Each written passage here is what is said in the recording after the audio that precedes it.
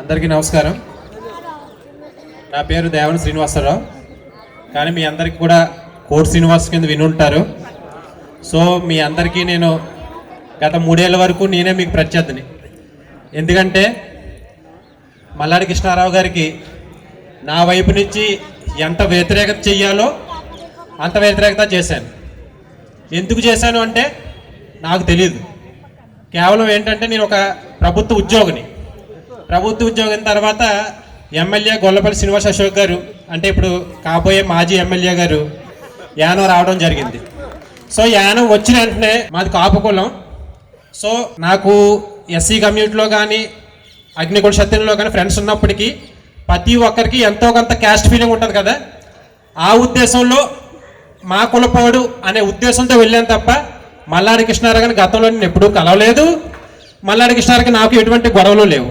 So కేవలం ఒకే ఒక్క కారణంతో నా కాపు కులం అనే ఒకే ఒక ఉద్దేశంతో నేను ఆయనకి పనిచేయడం జరిగింది.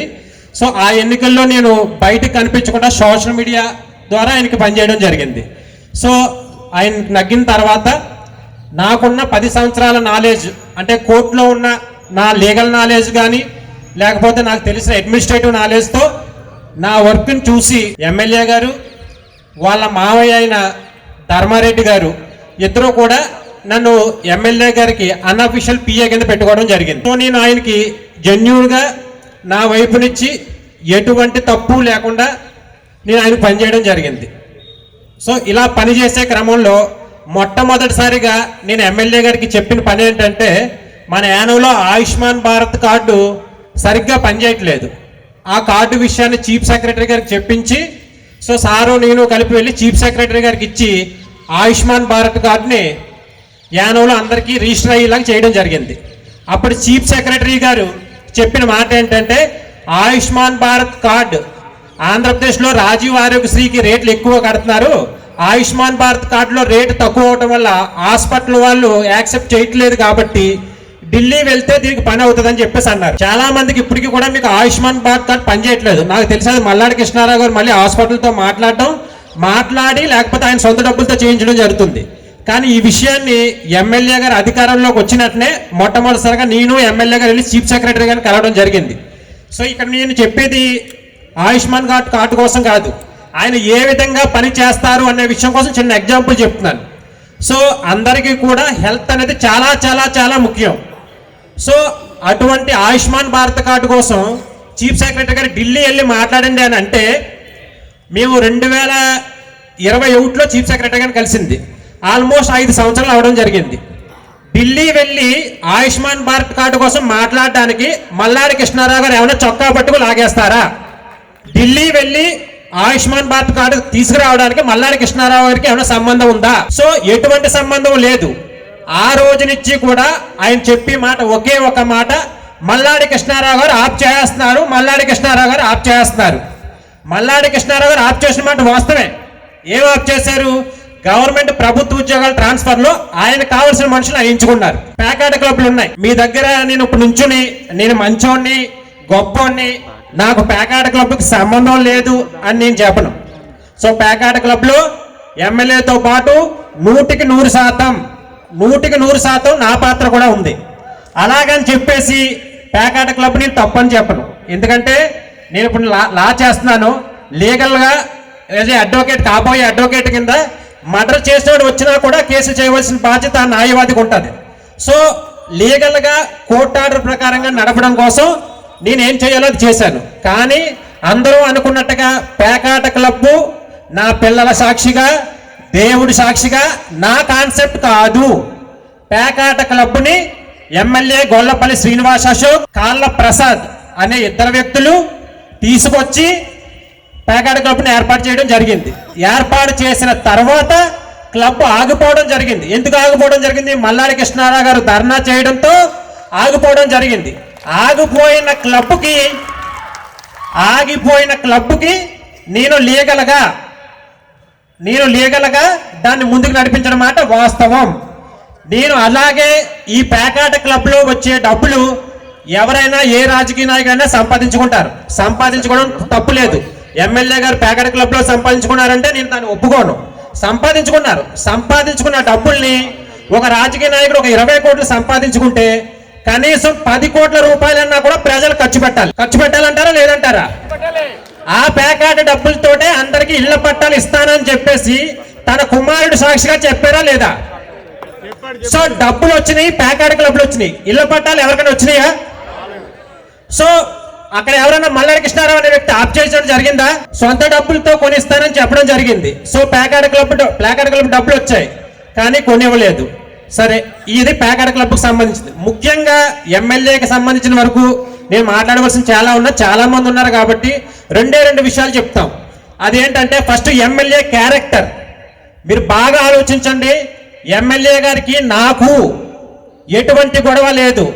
ఆయన కోసం నేను 2 సంవత్సరాలు కష్టపడి నా పిల్లలు 3 సంవత్సరాలు 5 సంవత్సరాలు వాళ్ళకి దూరంగా పాండిచేరిలో చెన్నైలో 30 రోజులు గడిపిన రోజులు ఉన్నాయి కంటిన్యూస్గా అక్కడే ఉండి. అలాగే సుమారు కొన్ని కోట్ల రూపాయలు ఇచ్చాను. అది పర్సనల్స్ నేను ఇక్కడ చెప్పదలుచుకోలేదు. కానీ నన్ను వాడినంతసేపు వాడుకుని లోక్సభ ఎలక్షన్ తర్వాత ఆయన నాతో సడన్గా మాట్లాడడం మానేశారు. ఎందుకురా మాట్లాడడం మానేశారంటే ప్యాకెట్ క్లబ్ క్లోజ్ అయిపోయింది. ఏంటి అన్యాయం? కొన్ని కోట్ల రూపాయలు సంపాదించిస్తే వాడుకుని వదిలేయడం అంటే ఇక మిగతా కార్యకర్తల పరిస్థితి ఏంటి? కోట్ల రూపాయలు నాకే ఆయన డబ్బులు ఏమన్నా నేను ఏమన్నా 1 రూపాయి ఏమన్నా మిస్యూజ్ చేశానా? డబ్బులు తీసుకున్నానా? ఇంకా వాళ్ళ మావయ్య గారి పేరు ఉంటుంది ధర్మారెడ్డి. మీకు ఎందుకు చెప్తానంటే రెడ్లు అంటే కొంతమంది నాకు చాలా మంది ఫోన్ చేసి వాళ్ళతో గొడవ ఎందుకు, రెడ్లు తీసుకుపోతారు లేకపోతే ఏదో చేస్తారు, ఎవడో తీసుకెళ్ళి దమ్ముంటే ఏమన్నా రమ్మని చెప్పండి. నేను ఇప్పటికీ సింగిల్గా ఒక్కనే తిరుగుతాను, ఒక్కనే బండి మీద వెళ్తాను. సో ఎమ్మెల్యే మావయ్య ధర్మారెడ్డికి చెప్తున్నాను. నేను ఎందుకు అంటానంటే ఆ ధర్మారెడ్డి ఆవేదనలో చెప్తాను. పేరు ధర్మారెడ్డి కానీ అధర్మం. ఎందుకు అధర్మం అని చెప్తానంటే ప్యాకెట్ క్లబ్ చెత్త కాంట్రాక్ట్ కూడా తీసుకొచ్చింది నేనే. ఆ 2 తీసుకొచ్చిన తర్వాత ఏమండి సీని గారు మా అల్లుడుకు మీరు చాలా కష్టపడుతున్నారు, మీ రుణం తీర్చుకోలేమని చెప్పేసి మల్లాడి సత్యలింగం నాయక్ గారు చార్టీస్ దగ్గర కోటి సీని గారు మీ రుణం తీర్చుకోలేమని చెప్తారు. సాధారణంగా రుణం తీర్చుకోవాలనే పదం ఎప్పుడు వాడతారు? ఒక మనిషికి ఎంతో కష్టపడి చేస్తే తప్ప రుణం తీర్చుకోవాలనే పదం వాడతారు. కానీ అంత పెద్ద మాటలు చెప్పి చివరికి ఇద్దరు కూడా ఎందుకురా మాట్లాడతలేదంటే నార్మల్గా మాట్లాడటం మానేశారు.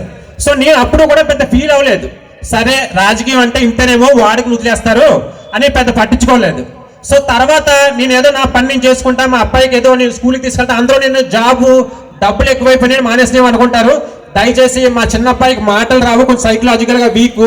సో దానివల్ల మా అబ్బాయిని రోజు కాకినాడ తీసుకెళ్ళి రావడం వల్ల నేను జాబ్ మానేసాను తప్ప డబ్బులు ఎక్కువైపోయి నేను మానేలేదు. సో ఇప్పుడు సింపుల్గా చెప్పేది ఏంటంటే వాళ్ళ మావయ్య గారు అశోక్ గారు నన్ను వాడుకున్నారు, ఉపయోగించుకున్నారు, వాళ్ళకి కావాల్సిన పని అంతా చేయించుకున్నారు. సో నన్ను అలా వదిలేయడం జరిగింది. నేను ఆయన దగ్గర నుంచి బయటకు వెళ్ళిపోయిన తర్వాత సో నన్ను అలే దుష్ప్రచారం. ఎలాగా? కోట్ సీన్ అనే వ్యక్తి ఎమ్మెల్యేని మోసం చేశాడు, ఎమ్మెల్యే దగ్గర సంపాదించుకు వెళ్ళిపోయాడు. నేను ఎమ్మెల్యే దగ్గర ఇప్పటికీ చెప్తున్నా 1 రూపాయి తీసుకోలేదు తప్ప నేనే ఎమ్మెల్యే గారికి నా చేతుల మీద డబ్బులు ఇచ్చాను తప్ప ఆయన దగ్గర నేను ఎప్పుడు 1 రూపాయి తీసుకోలేదన్న విషయం యానం ప్రజలందరూ గమనించాలి. సరే నేనే వెళ్ళిపోయాను అనుకోవచ్చు. కాటంశెట్టి రామ్మూర్తి గారు కూడా దినేష్ గారు కూడా వీళ్ళందరినీ ఏమని చెప్పారు? ఆయన వెళ్ళిపోయే ముందు ఎమ్మెల్యే అశోక్ దగ్గర ఉన్న వాళ్ళే వీళ్ళందరినీ వీళ్ళందరూ దొంగలు అని చెప్పారు. మరి ఇప్పుడు దొంగలు వాళ్ళు అవమానించారు కాబట్టి అశోక్ గారి దగ్గరికి వెళ్తారా లేకపోతే వాళ్ళ ఆత్మగౌరవం కాపాడుకుంటారనేది దినేష్కి అలాగే కాటంశెట్టి రామ్మూర్తికి వాళ్ళ మీద ఆధారపడి ఉంటుంది. నిజంగా వాళ్ళు ఏదన్నా సిగ్గు శరం లేకుండా వెళ్ళుంటే కనుక మనం ఏమి చేయలేం. ఎందుకంటే వాళ్ళని దొంగలు అన్నది కేవలం అశోక్ అనే వ్యక్తి. సో ఇప్పుడు వాళ్ళతో కలిపి పని చేస్తారా లేదన్నది వాళ్ళిద్దరూ ఆలోచించుకోవాలి. ఇక చివరగా నేను రేపటి నుంచి ఫేస్బుక్లో లైవ్లో మాట్లాడడం జరుగుతుంది. చాలా విషయం ఉన్నాయి. సింపుల్గా చెప్పాలంటే కనుక దర్యాలతుప్ప గ్రామంలో ధ్రువ కుమార్ అనే ఒక అబ్బాయి ఎలక్షన్ కోసం చనిపోయారు. ఎలక్షన్ టైంలో చనిపోయారు. ఆ అబ్బాయి ఎస్సీ సోదరుల కులం చెందిన వ్యక్తి. ఆ అబ్బాయి చనిపోయినప్పుడు ఆ అబ్బాయికి 10 లక్షల రూపాయలు క్యాష్, ఒక ఇల్లు కట్టిస్తారని మాట ఇచ్చారు. సో ఆ అబ్బాయికి 10 లక్షల రూపాయలు క్యాష్, ఇల్లు కట్టించడానికి మీకు ఎవరికైనా తెలుసా? ఎవరికి కూడా అతను ఇచ్చిన మాట నిలబెట్టుకోలేదు. కానీ ప్యాకెట్ క్లబ్లో ఒక్కరోజు అతనికి వచ్చిన డబ్బులు కాదు వాళ్ళ జీవితం. సో ఒక్కరోజు తన డబ్బులు కాదనుకుంటే వాళ్ళ జీవితం బాగుపడను. కానీ ఆయన చేయలేదు. కానీ ఇప్పుడు ఎస్సీ గ్రామాల్లో మళ్ళీ కొత్త నాటకం మొదలెట్టారు. నీకు 10,000, నీకు 10,000, నీకు 10,000. ఇప్పుడు 10,000 తీసుకుంటారు, తర్వాత 5 ఏళ్ళు అయిన తర్వాత కాకినాడ పారిపోతారు.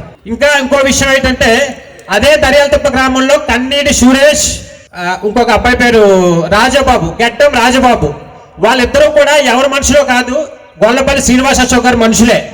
వాళ్ళిద్దరు ఫ్యామిలీలో కూడా ఒక హెల్త్ ఇష్యూ వచ్చింది. అంటే వాళ్ళ నాన్నగారికి ఆరోగ్యం బాగోక మెడికవర్ హాస్పిటల్లో అడ్మిట్ చేయడం జరిగింది. సో అడ్మిట్ చేస్తే ఎమ్మెల్యే గారు కదా, నా ఎమ్మెల్యే, నేను ఆయనకు పని చేశాను కదా అని చెప్పేసి వాళ్ళిద్దరూ ఎమ్మెల్యే గారికి ఫోన్ చేయడం జరిగింది. ఫోన్ చేసిన తర్వాత మీరు హాస్పిటల్కి వెళ్ళండి, ఎమ్మెల్యే గారు చూసుకుంటారని చెప్పడం జరిగింది. హాస్పిటల్కి వెళ్ళిన తర్వాత ఫోన్ చేస్తే ఫోన్ స్విచ్ ఆఫ్ చేసుకున్నారు. ఎక్కడైనా ఇంత దుర్మార్గం ఉంటుందా? హాస్పిటల్లో చావు బతుకుల మధ్య ఉండి ఫోన్ చేస్తే ఫోన్ స్విచ్ ఆఫ్ చేసుకునే నాయకుడు ఎవరైనా ఉంటారా? వెళ్ళమని చెప్పింది ఆయనే, ఫోన్ స్విచ్ ఆఫ్ చేసుకుంది ఆయనే. అప్పుడు ఆ ఫ్యామిలీకి ఎవరు ట్రీట్మెంట్ చేయించారో తెలుసా మీకు? వాళ్ళు పాపం ఇంకేమీ చేయలేక మల్లాడి కృష్ణారావు గారు ఫోన్ చేస్తే, సారు తన కార్యకర్త కాకపోయినా యానం నుండి కాకినాడ మెడికవర్ హాస్పిటల్కి వెళ్ళి వాళ్ళకి ఒక ఆయనకి హార్ట్ ఆపరేషన్ చేస్తే 3 స్టంట్లు పడ్డాయి, 3 లక్షల రూపాయలు అవసరం అయింది. సార్ అవసరం లేదు, ఆయుష్మాన్ భారత్లో నేను మాట్లాడతానని చెప్పేసి ఆ 3 లక్షల రూపాయలు ఆ కుటుంబానికి ఖర్చు కాకుండా చేయడం జరిగింది. ఇకపోతే కన్నీరు సురేష్ అన్న ఆయన మరీ దుర్మార్గం, సరిగ్గా స్పందించకపోవడం వల్ల వాళ్ళ నాన్నగారు చనిపోయారు. ఆ పాపం గొల్లపల్లి శ్రీనివాస అశోక్దే. ఆ అబ్బాయి ఆల్రెడీ వచ్చి సార్ని కలవడం జరిగింది. ఆ అబ్బాయి స్క్రీన్ షాట్లు ప్రతిదీ చేసుకున్నాడు. ఫోన్ చేసినప్పుడు వాళ్ళు ఫోన్ స్విచ్ ఆఫ్ చేసింది. సో నేను ఫైనల్గా చెప్పేది ఏంటంటే గొల్లపల్లి శ్రీనివాస అశోక్ అనే వ్యక్తికి మల్లాడి కృష్ణారావు అనే వ్యక్తికి చాలా తేడా ఉంది. సారేమో ప్రజాసేవకుడు, ఆయనేమో కేవలం సంపాదించుకుని వెళ్ళిపోవాలనుకునే వ్యక్తి. సో ఇంకా చాలా విషయం ఉన్నాయి, ఆయన గురించి మాట్లాడే విషయం చాలా విషయాలు ఉన్నాయి. అన్నీ కూడా నేను త్వరలో మీకు ఫేస్బుక్ ద్వారా నేను చెప్పడం జరుగుతుంది. ఈ లోపు ఎవరైనా కూడా కోట్ శ్రీను ఇలా చేస్తున్నాడు, అలా మాట్లాడుతున్నారని చెప్పేసి ఎవరైనా, ఎందుకంటే నేను కాపు కొలుస్తున్నాను ముందే చెప్పాను. సో చాలా మంది కులం అని వెళ్తున్నారు కదా, నేను కులం అనే కదా వెళ్ళాను. ఈరోజు నాకు దక్కిన గౌరవం ఏంటి? అంత సంపాదించి పెట్టి కోట్లు సంపాదించి పెడితే కనీసం పట్టించుకోలేదు. సో ఇంకా చివరిగా మాట్లాడేది ఏంటంటే, ఇక్కడ ఎక్కువ అగ్నికుల క్షత్రియులు ఉంటారు కాబట్టి ఒక క్వశ్చన్ అడుగుతున్నాను. మీకు 2014లో జిఎస్పిసి డబ్బులు మీకు చేతికి ఇచ్చారా, బ్యాంక్ అకౌంట్లో పడ్డాయా? సో మీ అందరికీ తెలుసు 2014లోనే మీకు బ్యాంక్ అకౌంట్లో పడ్డాయి. ఒక మహానుభావుడు గొల్లపల్లి శ్రీనివాస అశోక్ చేసే దుష్ప్రచారం ఏంటంటే, నేను వచ్చిన తర్వాత అగ్నికుల క్షత్రియులకి వాళ్ళ బ్యాంక్ అకౌంట్లో నేను వేయించున్నాను, దేశంలోనే ఇది మొదటిది, ఇది నాకన్నా తను గొప్పలు చెప్తున్నారు. ఇది నిజమా అబద్ధమా? 2014లో మీ అందరికీ కూడా బ్యాంక్ అకౌంట్లో పడ్డాయి. సరే, ఇంకొక నిజం కూడా మాట్లాడుకుందాం. అప్పుడు కొంత డబ్బులు తీసుకున్నారు అని చెప్పేసి అంటున్నారు. సరే, డబ్బులు తీసుకున్నారు. అగ్నికుల క్షత్రియ మండపం ఇటేపు ఉందనుకుంటా. అగ్నికుల క్షత్రియ మండపం ఈరోజు యానంలో కాపులకు ఎవరికన్నా కళ్యాణ మండపం ఉందా? అగ్నికుల క్షత్రియుడికి ఒక ఆత్మ గౌరవం, ఒక 10 కోట్ల రూపాయల కళ్యాణ మండపం ఉందంటే మీ ఆత్మ గౌరవం. అందులో మీ పిల్లలకు కానీ ఎవరికన్నా ఫంక్షన్ చేయాలంటే ఎన్ని రూపాయలు తీసుకుంటున్నారు? 5,000 రూపాయల నుంచి 5,000 నుంచి 10,000 రూపాయలు తీసుకుంటారు అనుకుంటా. 5,000 రూపాయలకి ఈ భారతదేశంలో ఎవరికైనా సరే ఏసీ కమ్యూనిటీ హాల్ ఎవరైనా 5,000 రూపాయలకి ఇస్తారా? సో అటువంటిది మీ డబ్బులు చేస్తే మల్లాడి కృష్ణారావు గారు డబ్బులు దొబ్బేశారంట, అగ్నికుల క్షత్రియులు డబ్బులు దొబ్బేశారంట. కేవలం మీరు ఇచ్చే 1-2 కోట్లతో అగ్నికుల క్షత్రియ మండపం అవుతుందా? సో దానికి కావాల్సిన డబ్బులు ఎవరు వేశారు? మల్లాడి కృష్ణారావు గారు ఇచ్చి, సో దాని అగ్నికుల క్షత్రియులకి ఇవ్వడం జరిగిందనే విషయాన్ని గుర్తుపెట్టుకోండి. సరే, ఇదే ఎమ్మెల్యే గొల్లపల్లి శ్రీనివాస అశోక్ కాపుల పాలెన్ని కాపు కళ్యాణ మండపం అనే కళ్యాణ మండపం ఉంది, చూశారు కదా. ఆ కాపు కళ్యాణ మండపం పైన ఏముంటది?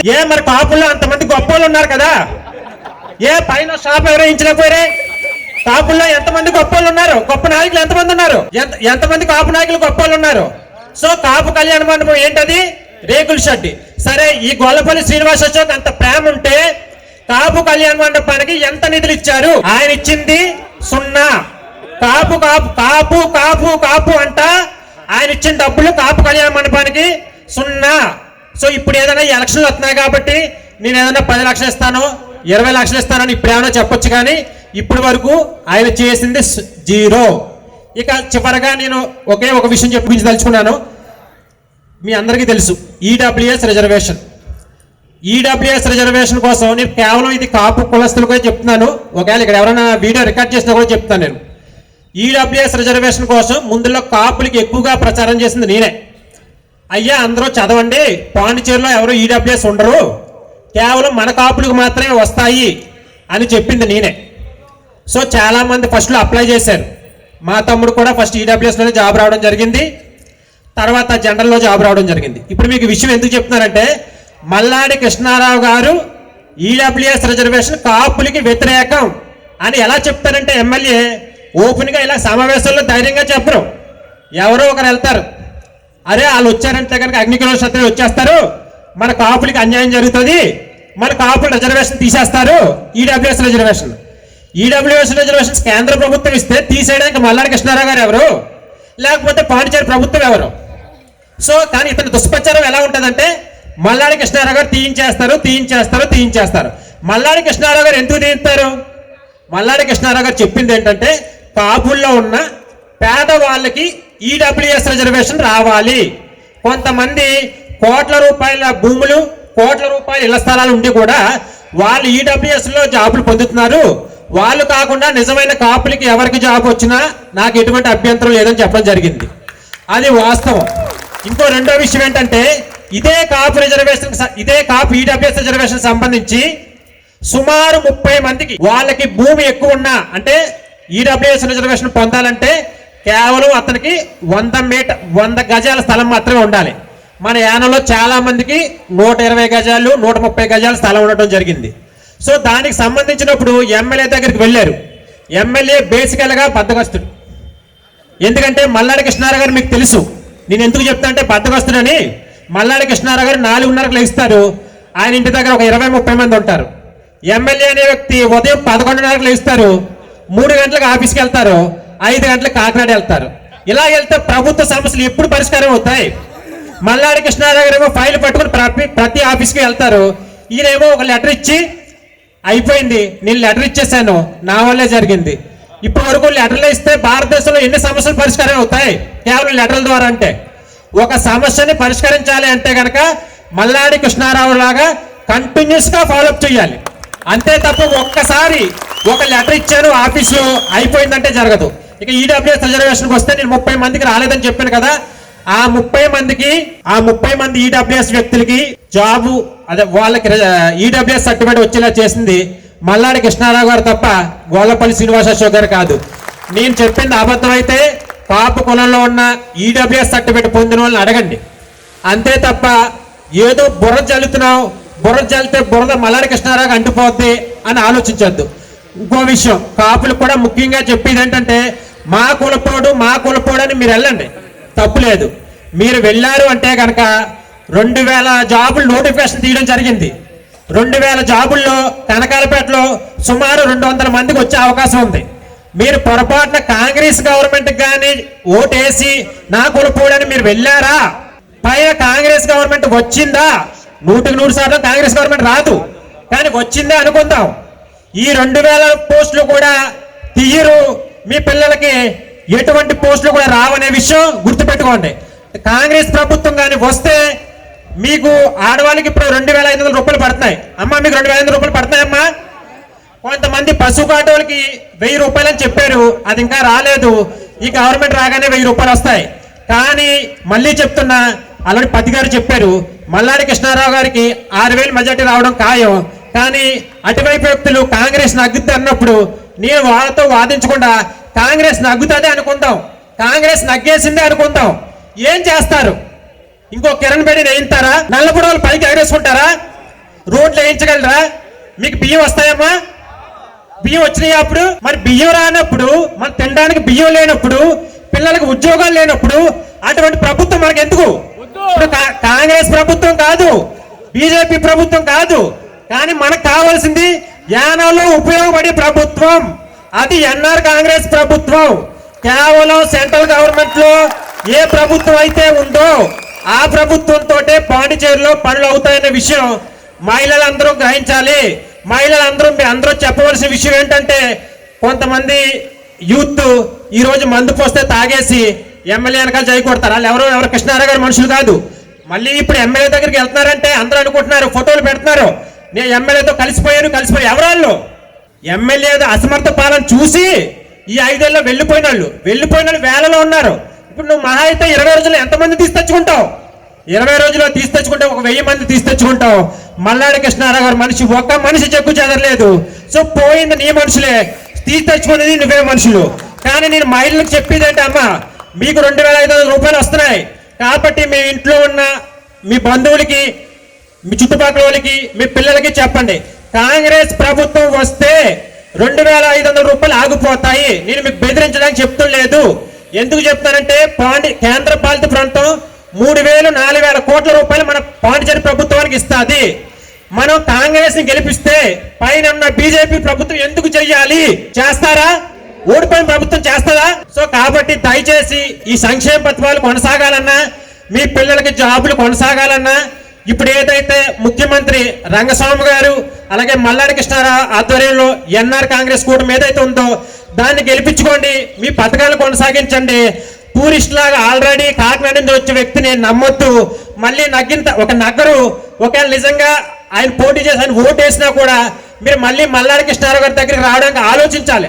అదేదో గెలిచే వ్యక్తితో ఉండండి తప్ప ఓడిపోయి పార్టీలో లేదా ఓడిపోయే వ్యక్తితో ఎవరు ఉండొద్దు అని చెప్పేసి మీ అందరికీ తెలియజేసుకుంటూ, ఇక ముందు కూడా యాజ్ ఏ కోర్టు సీన్ కింద నేను సోషల్ మీడియాలో మీ అందరికీ జరిగిన వాస్తవాలు చాలా ఉన్నాయి, టైం లేదు కాబట్టి మీ అందరికీ తెలియజేస్తానని చెబుతూ మీ దగ్గర సెలవు తీసుకున్నాను. ధన్యవాదాలు.